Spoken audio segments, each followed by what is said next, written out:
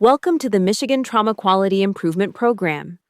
In this section of orientation, we will review venous thromboembolism processes of care.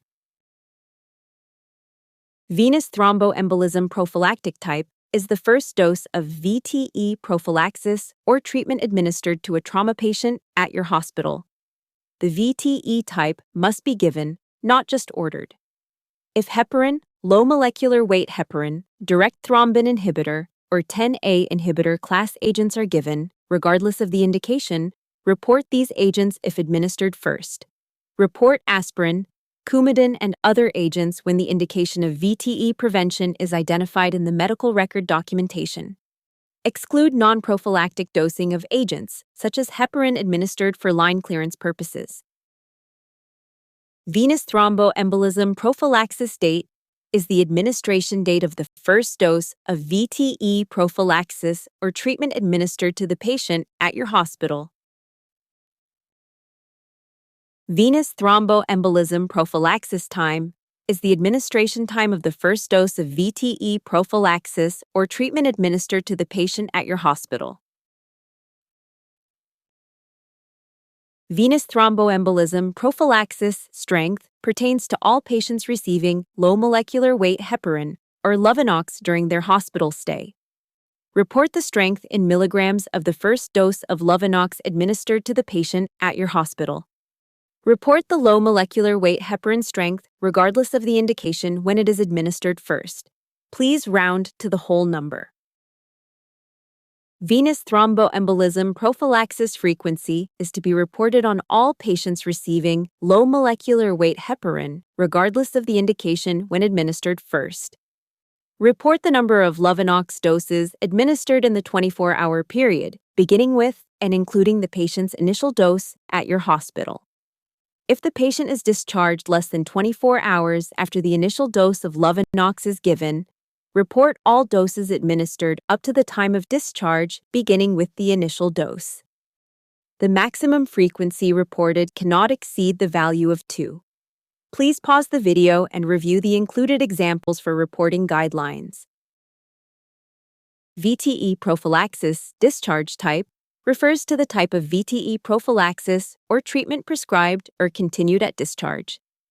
Patients discharged to inpatient rehabilitation or facility may have VTE prophylaxis instructions documented only in the discharge summary, as the receiving facility's providers will place the orders upon arrival.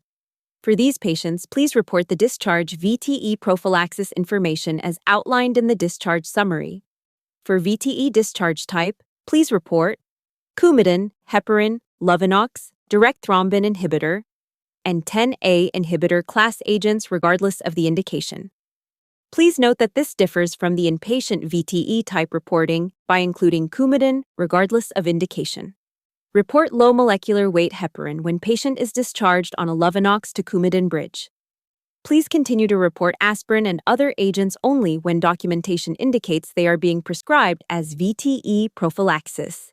Exclude non-prophylactic dosing of agents, such as heparin administered for line clearance purposes. Do not report if the patient elopes and prescribed status is unclear. Venous thromboembolism prophylaxis discharge strength refers to the strength of VTE prophylaxis or treatment prescribed or continued at discharge. This can be in milligrams or units. Please report the prescribed strength of Coumadin, heparin, Lovenox, direct thrombin inhibitor, and 10A inhibitor class agents regardless of the indication. Aspirin and other agents are only reported when the indication of VTE prevention is identified in documentation. Please round to the whole number where applicable. For patients with staggered doses, calculate the average dose they will be receiving every day, and round to the whole number. Again, exclude any non-prophylactic dosing of agents, such as heparin administered for line clearance purposes. Venous thromboembolism prophylaxis discharge frequency refers to the frequency per day of VTE prophylaxis or treatment prescribed or continued at discharge. Please report the frequency of Coumadin, heparin, Lovenox, direct thrombin inhibitor, and 10A inhibitor class agents regardless of the indication. Frequency of aspirin and other agents are only reported when the indication of VTE prevention is identified in documentation. For venous thromboembolism, prophylaxis discharge duration, report the days of VTE prophylaxis or treatment prescribed or continued at discharge. If the duration is ordered in months, calculate 1 month as 30 days. For example, if an order is written for Lovenox times 2 months, please report 60 days regardless of how many days are actually in the months that the patient will be using this med. Include ordered refills in the calculation. If the patient is discharged on the same anticoagulant or VTE prophylaxis as they were on prior to arrival with no duration or end date, report 90 days. If the patient is discharged on a new anticoagulant or VTE prophylaxis with no duration or end date, report 0. Thank you for watching.